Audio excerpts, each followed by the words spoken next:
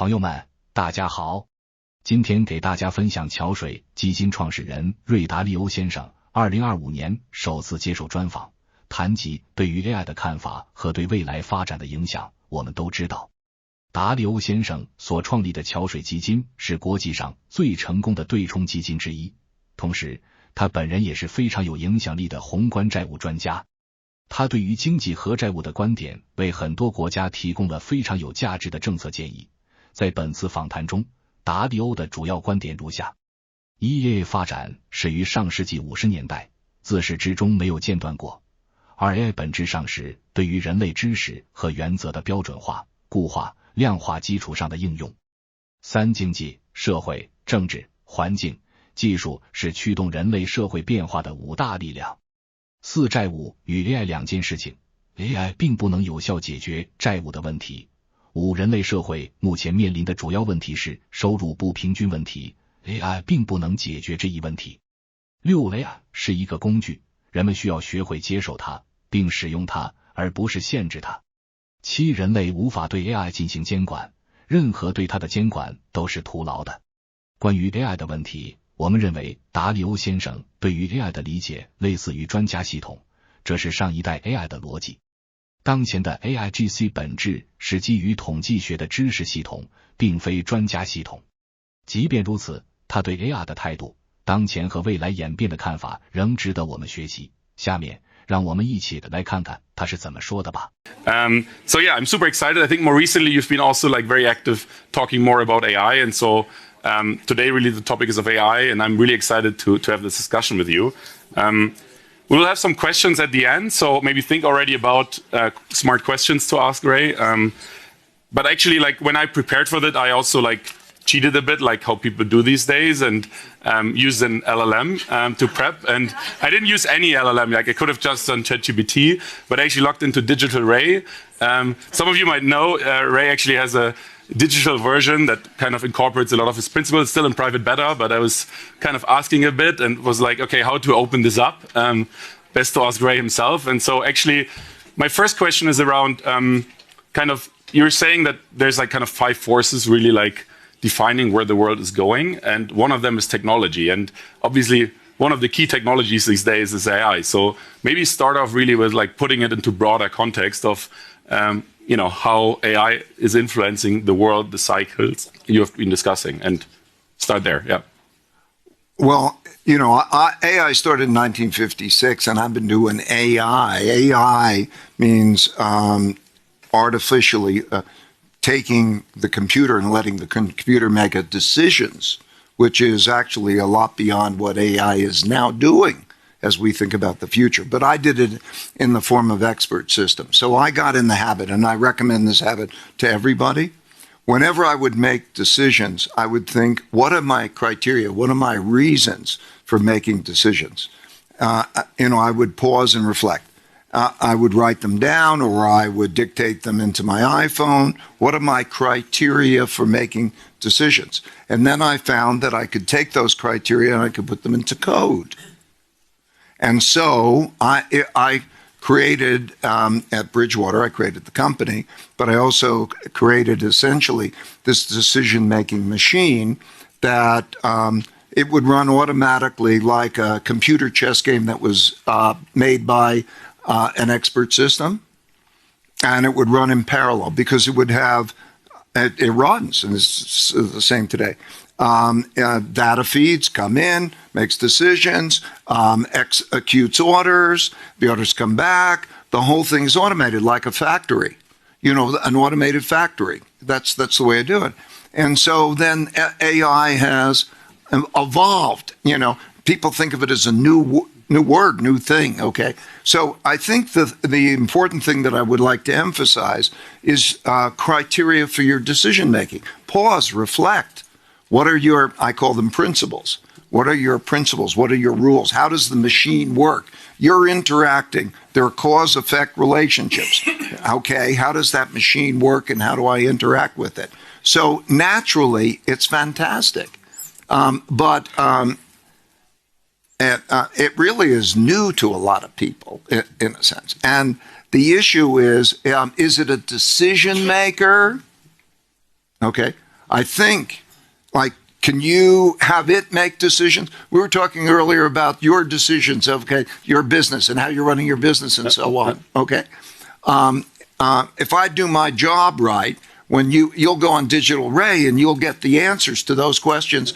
And if you do your job right, you will get in the habit of doing it, and it will then educate the AI, and then you will have that operating, and you'll reflect on those criteria, and it'll help you. So I think this is just a continuation of that which happened before. Of course, it's a very exciting continuation.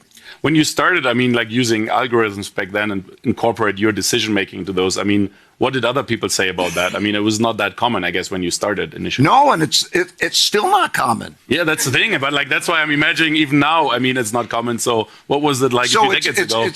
It's so interesting. Like today, you know, okay, I'm in the investment management business.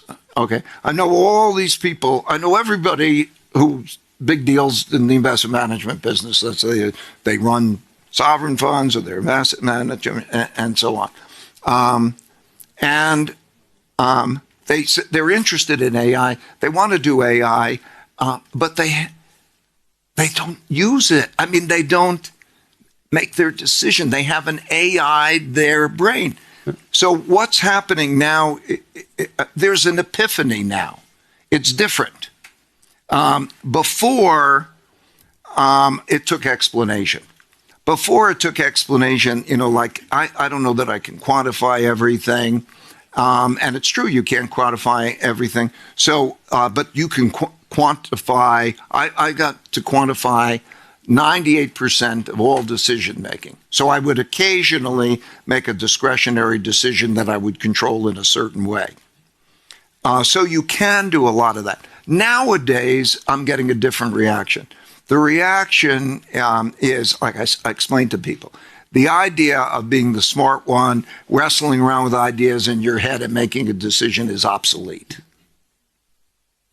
Okay, you need the partner. So now I'm getting open-mindedness of how. So, yeah. And then it's so much easier after it's work. Like you said, this will be my 50th year since I started Bridgewater. Okay, became the largest hedge fund in the world. It worked. I passed it along and so on. But it's easier when something works that you could show that it works. Yeah. But I guess also now with your digital array, I mean, people are much more used to co-pilots now. So the adoption of something like this, I mean, people might be much more open because they're actually open to interacting with a smart system and getting advice. That's right. Decision making. That's right. But the key is to quality control it and educate it. Okay? Are every one of those answers what I would give? So you have to go in there but that's right. That's where we are. But now the question is, that's listening. Okay? The real exercise is, can you put it on automatic pilot to get there with steps? Your decision making, other people's decision making, and what's your view there? Like, do you think it can get fully automated, or yes, it's fully automated. Yeah. I'm totally comfortable. Yeah. I mean, mine is, but that's from that. But you have to deal with the fundamental element of cause-effect relationships, and in the markets, it's different and it's more difficult. Yep. Because anything that's known in the markets is not worth very much. I mean, meaning because it gets into the price. So you have to be able to be smarter than the other, but they can't know it, and so. But yes, you can do that. Yeah, I mean, we talked about it 2 weeks ago in the healthcare. You have to do it. You have to. Everybody in this room has to start doing it. Has to start that experience. You have to start doing it. Because otherwise you'll be left behind and you'll be inferior. Yeah. So, and that doing it will mean it's a learning experience. It's like any kind of learning experience. You know, you don't know in the beginning, but you learn. And even, I guess, when you follow the actions, you get feedback if the action was actually good or bad. Of in the markets, course. I mean, you make money. In other areas, I mean, you also get immediate feedback. So that can also then be fed back in the model. Right. I think the first thing is, does it capture what the decision making? Another thing that for me was I realized is You don't need all the decision rules to make all the decisions all the time. You only have to make the decisions when you want to make the decisions. So if I had one decision rule that is a really good always decision rule, and I would sit and wait, I could do that. But as you accumulate them, you make more and more decision rules, and then it's better. But we're here. That's the topic. You need to do this. But I guess, also making the decision when there's too much uncertainty of not making a decision at all or not engaging. I mean, that's also... But you can run it next to you. Yeah. You know, it's like this computer chess game. Yeah. It plays, I play, then you reconcile those. If it can't, okay, that's okay, but try to reconcile. And do you feel comfortable it being a black box? I guess even digital, Ray. I mean, you've probably tested it, but it's still like... For me, it can't be a black box. Yeah. Okay? Because a basic thing about this, if the future is different from the past, and it's a black box, you're going to blow up. Yeah. Unless if the future is different from the past. Yeah. So I think it's really partially understanding the cause-effect relationships. So it's fantastic learning. Learning is fun. So, but the black box part of it is, if the future is different from the past, it's a problem. So where do you think these AI models need to go? They just inherently need to be explainable, or you need to basically it's like a partner. Yeah. Make it a great partner. Yeah. So still have the humans in the loop ideally, and like not automated. That's right. Yeah. That's going to be true for the foreseeable future. Yeah. What an advantage. And how's the investment world going to change? I mean, if more people adopt these systems, what will change to the market? Will anything change? Of course. It's like everything. It's going to get, of course, much more advanced, much more required. The skill of being able to do it will be important. It'll be that zero sum. It'll still be zero. Alpha will be zero sum. And it's a test of the talent and the technology. And in terms of application areas, I mean, like the financial sector is one. But you can start. I just want to again emphasize. Don't wait for excellence. Yep. Okay? Just play with it. Just do it and learn and dive in. And you could ask questions. Could I say one more? Sure. I mean, I don't want to interrupt you. Sometimes my answers go on too long. If you'll start to think differently. Let's say, for example, right now, the brain needs to simplify things. So let's say when I'm dealing with, let's say, Federal Reserve official or central bankers or something, like a good example would be they use inflation.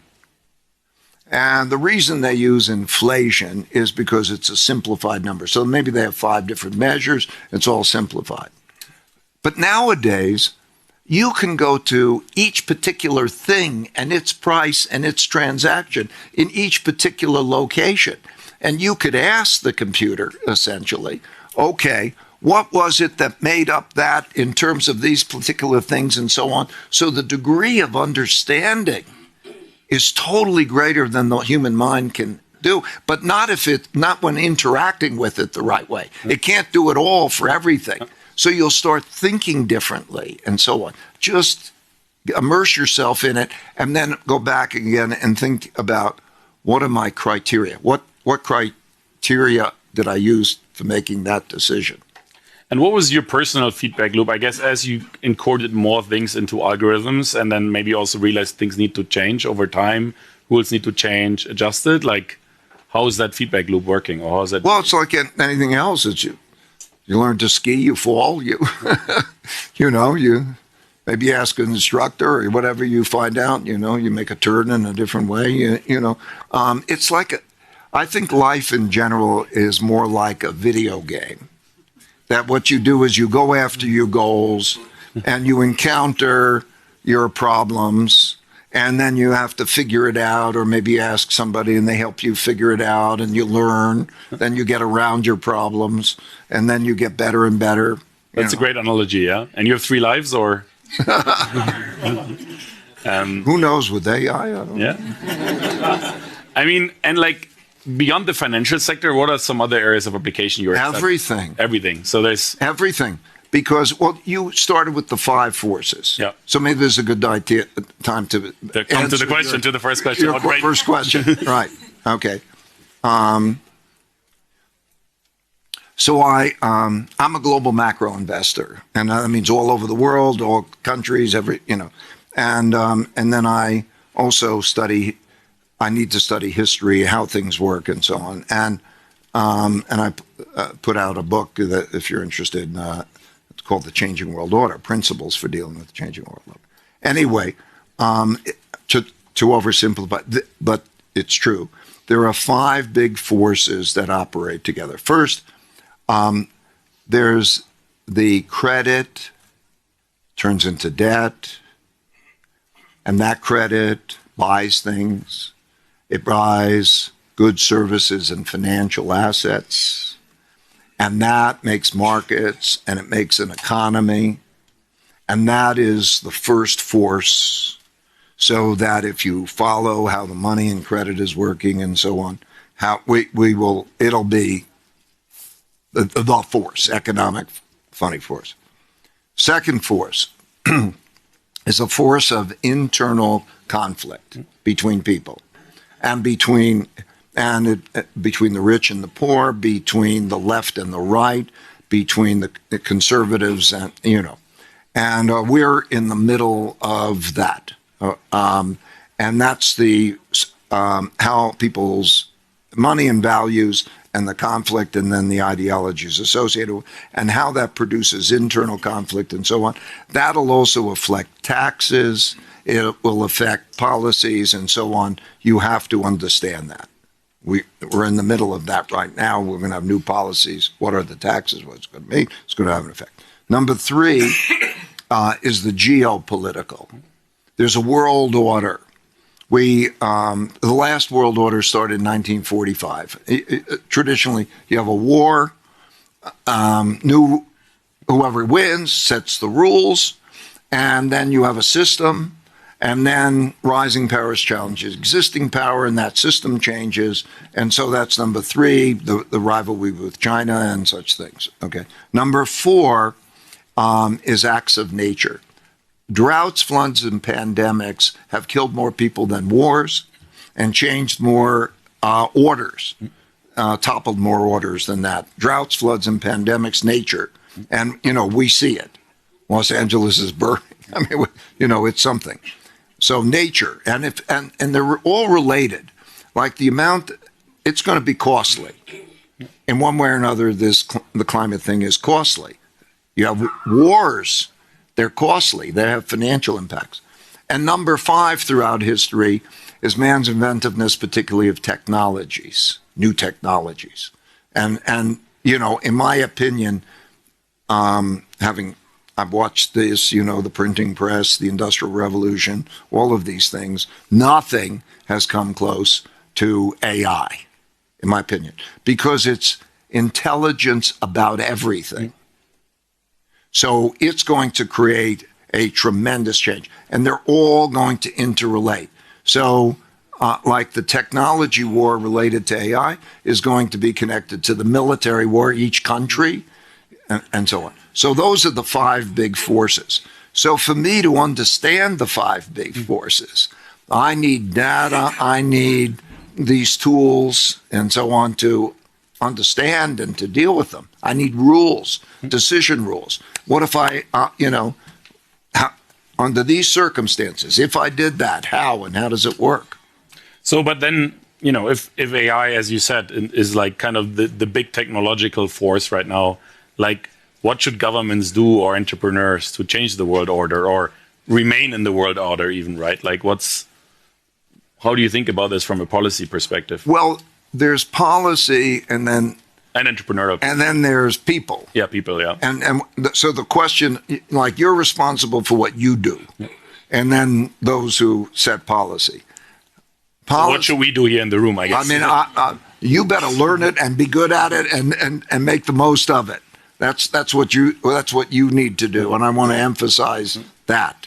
Okay, then you could talk about what policies, how can you regulate in the, but you can't adequately regulate it. Yeah. Also, think about even regulation. The word regulation, the act regulation, is only something that we get some sense of because we're living in a country that has laws, police, regulations, and so on.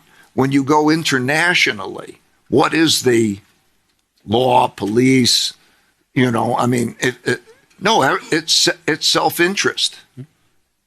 So, and it's an international thing. Yeah, I mean, it will be hard to regulate it globally, right? Because there's like national interests and like everybody will come up with their own systems and rules. Right, and this is like natural selection. And then, okay, you're going to lose out? Hopefully Let's think about the China, America, technology, chip war. Yeah. Okay, are you going to restrain yourself?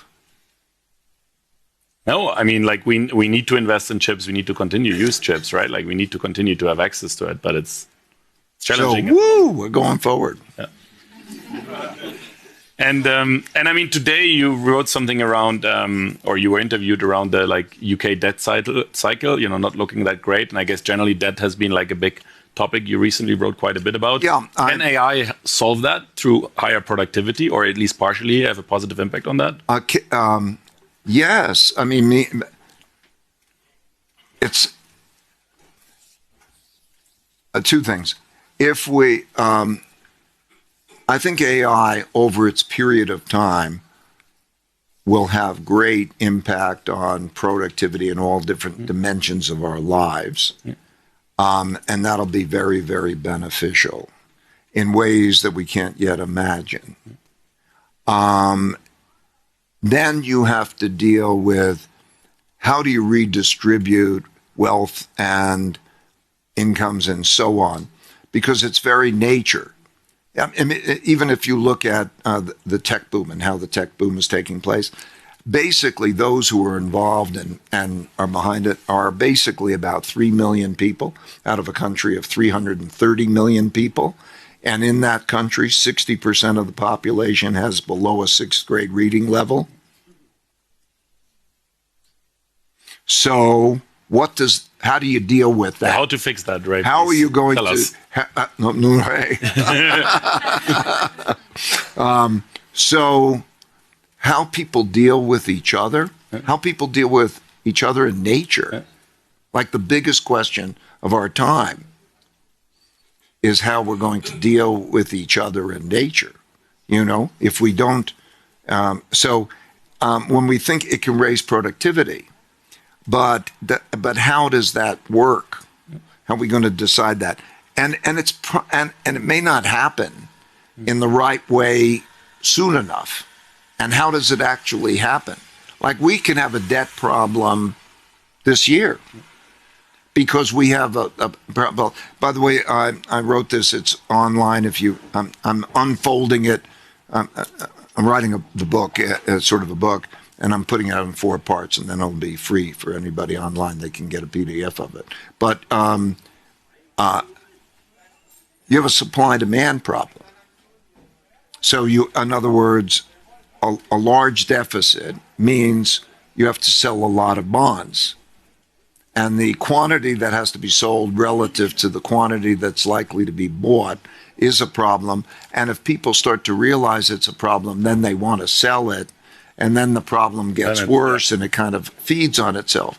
That can happen soon.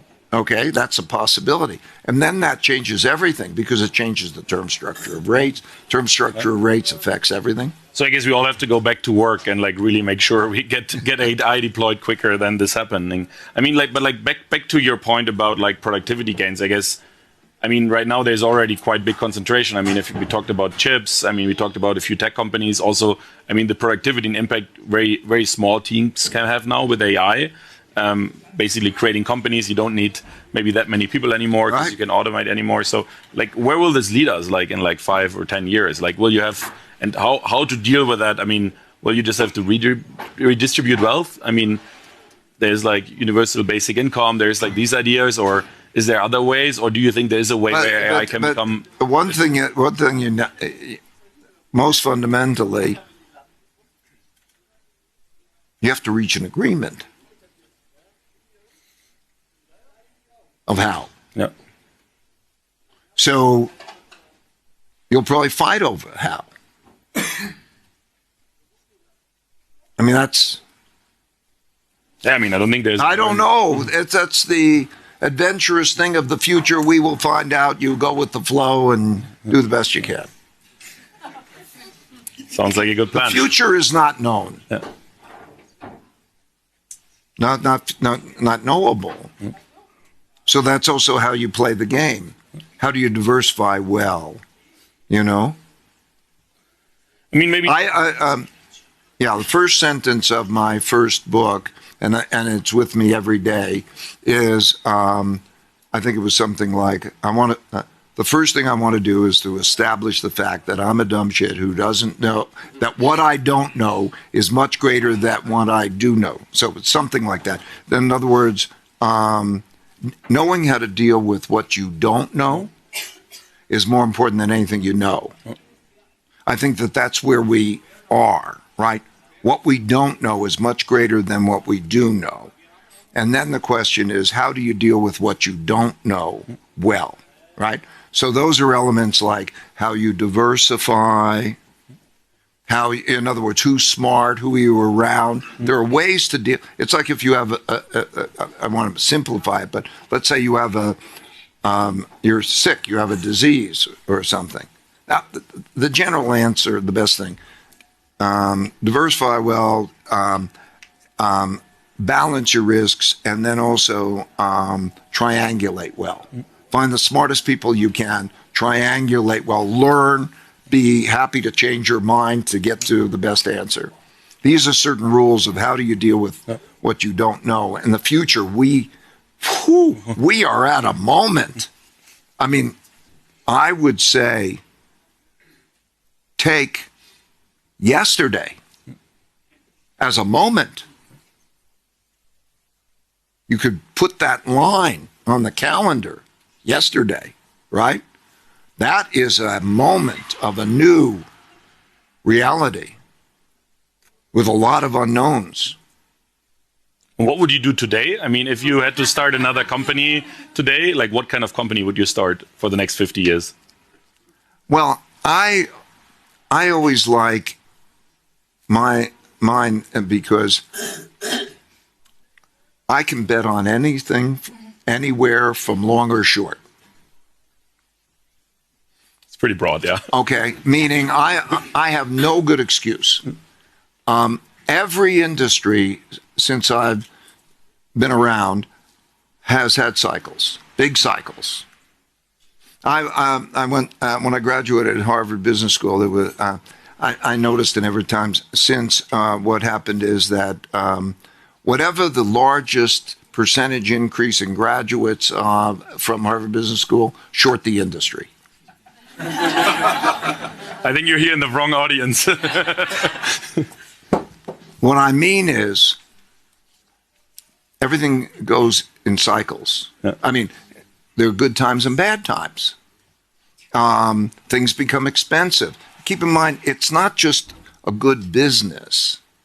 Is it in markets? And is it good pricing? So technology, like the dot-com bubble, okay? Technology, can do fantastic and so on, and you can get annihilated because of the pricing and the things. So you ask me my business, I can be in anything, and I can get out tomorrow. I could short it. I can be long anywhere in the world. I like that. So I like that game. So you would start Bridgewater again, basically. Yeah. That's the answer. And on the, I mean, like, now I have to ask this question. Obviously, I don't know the statistics, but it's probably most people, if you ask at HBS right now, want to do AI. So where are we in the hype cycle? Like, I mean, I understand things. I mean, you saved yourself with the pricing part.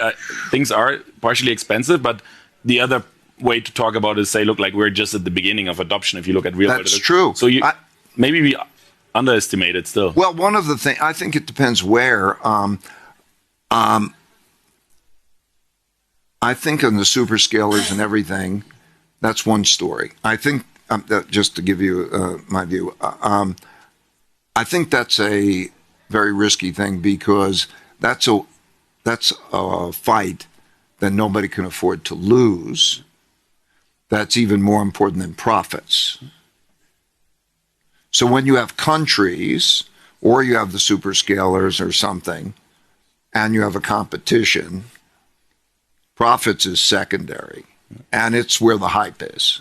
Okay, I think that in the applications or the transformations, the companies that are using it to radically improve themselves and so on, they are not understood.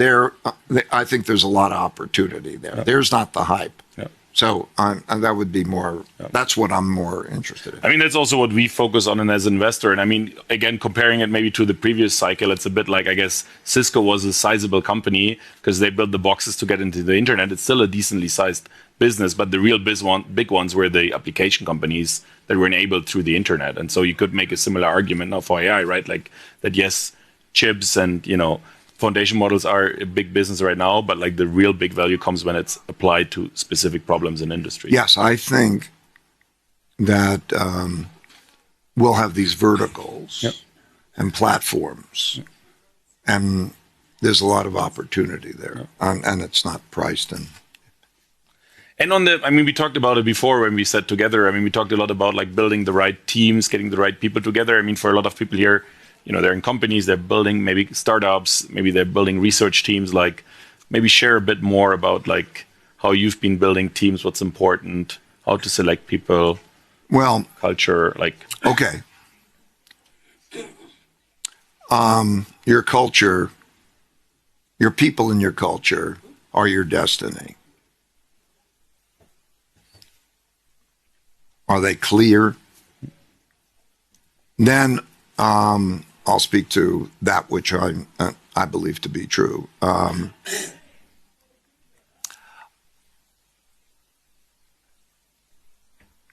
There are values, abilities, and skills.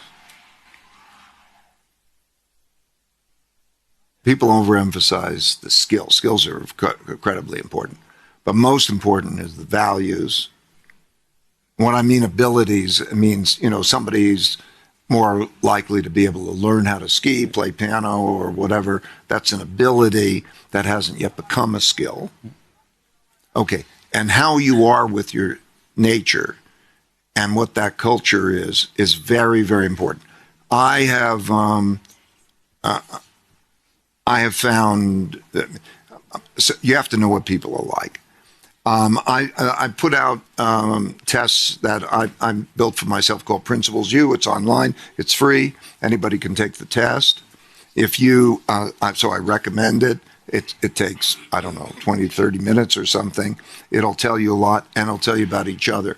When we started to do that, different types of tests, Myers-Briggs and so on, we would then understand what people are like, how they think differently. And if you have to know, because what I'm saying is, it's like a marriage, or it's like a group. Can you stay together? How do you make decisions? What is your process? It can't be autocratic, I don't believe, and it can't be democratic. Autocratic of just giving orders. First of all, nobody's good enough to be able to have all the answers. So I thought, for me, I wanted an idea meritocracy. In other words, I wanted the best ideas to win out, wherever they came from. And I wanted what I call meaningful work and meaningful relationships. through radical truthfulness and radical transparency. That's what I want. But you have to decide on your culture how you're going to work it. When there's ups and downs, and when there's doubts and choices that are made, and all of that, and then there's so much more. I mean, that's really what the first book I wrote on is life and work principles. So I could go on, but life and work principles. Think, what are your principles? What works? So there's a bunch in the book. And what's ahead for last question before? By the way, again, emphasizing writing them down and thinking, making them explicit. Like I didn't go write a book. What I did was, when I was in a situation, I would always reflect and I'd write down, how does it work? What are the cause-effect relations? How does that work? What principles should I use for dealing with it so it works well? And then I would communicate that with everybody in the organization, and I would have them challenge me on it so we could talk about it, debate it, and so on. And then I built, and I did that for necessity. So I recommend that. What inspired you to do that in the first place? Was it really just the way you thought and reflecting, and then you realized it's helpful for other, or two things? Two things. First, when I remember the year, I had 67 people work for me because it was the holiday season. And what I would do for the holiday season all the time was individually pick holiday gifts, and I would write them long notes, and it was backbreaking. So it dawned on me that my type of communication, something in that vicinity of 70, 100 people or something, is the number of people where you're not going to have that type of communication. So I want to communicate well. So when I went, I had up to 1,500 people. How do I do that and communicate that way so we know each other? So that was one. And the second, and I found through the experience of writing them down and thinking about them, that I would think better, more deeply, and so on. And then it was the same for the markets decision. Like I wanted to write down my criteria so that I could test how would they have worked in these different environments. So I would write them down. So both of those things led me to do that. And what's ahead for Digital Ray? Last question before I open it up to the audience. What's next for Digital Ray?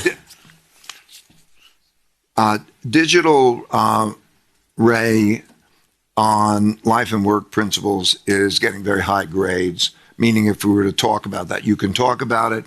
And it's getting to know. You can flick a switch and say, "Do you want to get to know me or not?" And you can flick a switch, and it can get to know you, and it can operate that way. So I feel good about that. It's not where I want it to be for investment principles yet. I'm doing that. And I did a course for investment principles that I passed along, which anybody can take. It's called Singapore's Wealth Management Institute puts it out, and it has 100% recommendation to take the course. People have taken it, so I want to then embed that. In other words, it's a tool that I'm having that will be helpful in everything that I'm doing and others are doing. I think others should do it. They're wonderful, smart people other than me. There are many smart, fantastic people, some of which I've spoken with, who they have a problem because they haven't written down their principles. They don't, but I would like to, whatever the best knowledge is, but it has to be curated. We're still not in the situation where you can go get advice. But that could be really the next stage, right? Like when you open it up to other people to also ingrain their principles and. Yes, I'm going to put it out, whatever it is. I'd like to create a vehicle that people can do it.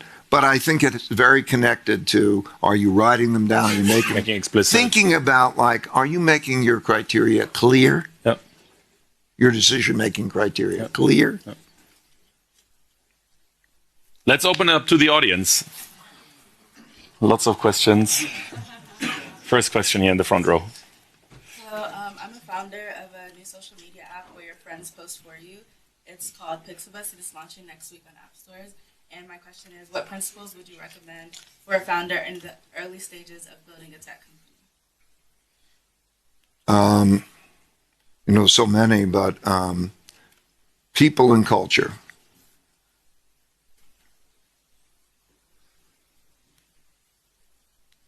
And the journey. So I just want to give those two words because everything will come down to who are you with. This is a relationship that you're going to have, that you're going, okay, I picked originally people I like and their friends and so on, and that could be a problem. So people and culture, what is your culture? And then you go on your journey and recognize, I believe success is a 5-step process. I don't want to go on too long, but set your goals, know what your goals are, which helps you set your priorities. On the way to your goals, you will encounter your problems and your difficulties and your failures. Number 2.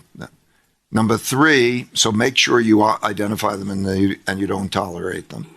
Number 3 is get at the root cause of those problems, which can also be you're not making good decisions your way and maybe not the best. Number 4 is then design a way around them. And then number 5 is do it. And I mean, that's like life with the video game kind of thing. That's too long of an answer. So I just would keep it to those 2 words, people and culture. Maybe the back. So I learned that it makes sense to have an uncorrelated asset portfolio, right? But now with the whole world betting on AI, how would you hedge AI in your portfolio? There's all different kinds of AI and applications to AI. What application? I think as almost generalization, there's you have to specialize enough that you have your edge, your insights that others don't have, but you can't specialize so much that you can't have diversification. So when I'm looking at AI, I would be thinking about, on all the uncorrelated opportunities that exist in its various dimensions, that I would have better knowledge than the competition to make those decisions. Here in the front. I'm curious about your T-shirt. Okay, make that a work. Yeah. You told us about how AI affects industries, governments, etc., etc. I am curious how AI affects Bridgewater Associates and everyday life at Bridgewater, even though you have been doing AI for 5 decades. Well, I think it's a big, complicated question that I think you better ask Bridgewater. Okay. Yeah, maybe they're in the back. I passed Bridgewater along. I'm still on the board. I'm still a large shareholder and all of that. But I always want to let them speak for themselves. Mr. Dalio, my name is Nick Bilogorski. Right. I run a Nova Ukraine charity fund in Stanford. And my question is about the war in Ukraine. Do you have any kind of personal thoughts about it? Have you done anything about it? Have you had any opportunity to meet with Vladimir Putin or Zelensky? Kind of share what you think. I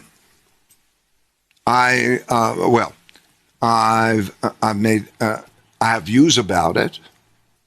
I made donations to help to provide some little bit of less misery. I hope. I have had one meeting with Zelensky. Since this has happened, I haven't had a meeting with Putin. And I think we're coming to some form of wind down.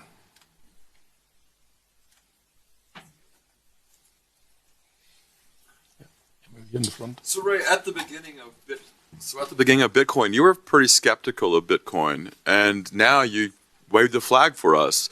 Can you tell me the thought process? With all due respect, that's your characterization. I have a different character, but if you want to know, I'll tell you. So what was the thought process of the change of heart, shall we say?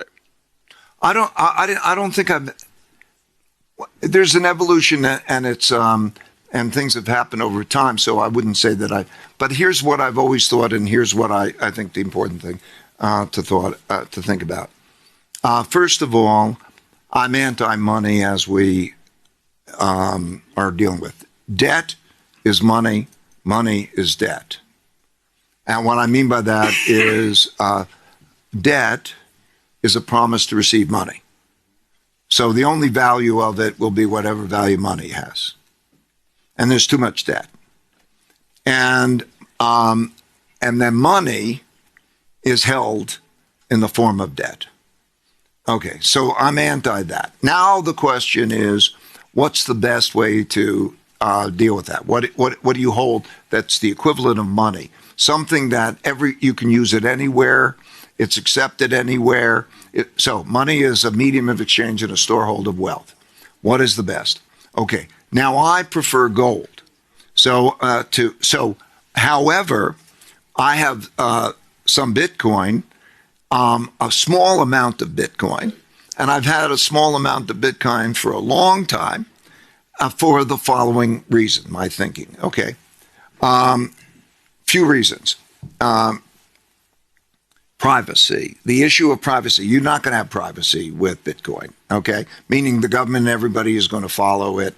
If the government doesn't like it, and they can, it's a great thing for the government. They could tax you on it. They could just take it in various ways and so on. So that doesn't have those elements. It's not held as a central bank reserve. I don't think, at least maybe it happens in the future, but I don't think it's going to be held for central bank reserves because nobody wants another government going to be able to come in there and take it or do what they want with it. So that's a problem. Whereas gold is, okay, because there's a saying, in gold, it's the only asset that you can hold, essentially money that you can hold, that isn't dependent on somebody giving you something. Okay, so that's why I prefer gold. It's existed for thousands of years in all of those, so I prefer gold. And also, the behavior of Bitcoin is very difficult to make sense of a lot because it's very still heavily a speculative vehicle. And so, whereas the supply demand or the if inflation rises, does gold rise? So the reliability of the cause-effect relationship is better with gold. So that's been my kind of view, but even if it wasn't my view, I'd be happy to tell you what my view is. So that's why I'm in, but it's a younger person's gold and so on. And people should I think they emphasize one versus the other too much. Okay. I'm into diversification. So I want enough of each. Do you feel like you have enough of each? I do. So you're not buying any more? For a long while. For a long while, I've felt I've had enough of each. There's a right amount. Okay. Can you define what a right amount is for us? Yeah. I think that you need the right amount of some mix of those, either, is between 10 and 15% of one's portfolio.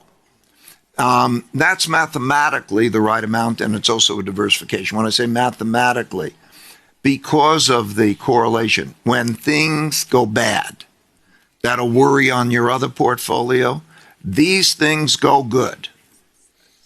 Okay?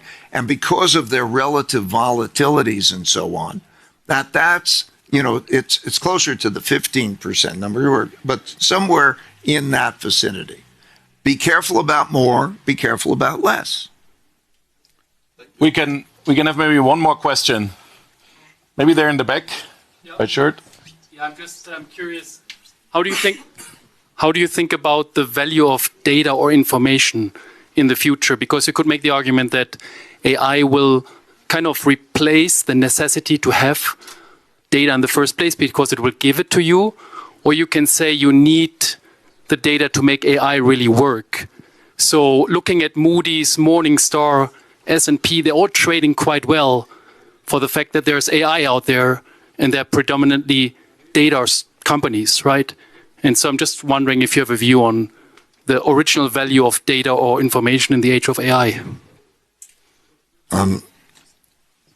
For as long as I've been at this, I've considered data to be invaluable.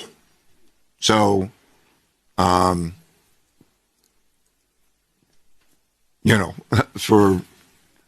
for decades, and now my availability of data, the quantity I can have of valuable data is, vastly, vastly greater than it ever was. But it's incredibly invaluable. And so I don't know what you mean by the other part. Yeah, it gives it to you. If it gives it to me, I don't know. If it gives it to me, I like it. I love data. Right, and you want to continue to be data provider in the world of AI? Or do you want to be... I don't care about providing it. I care about having it. That's a great final statement, right?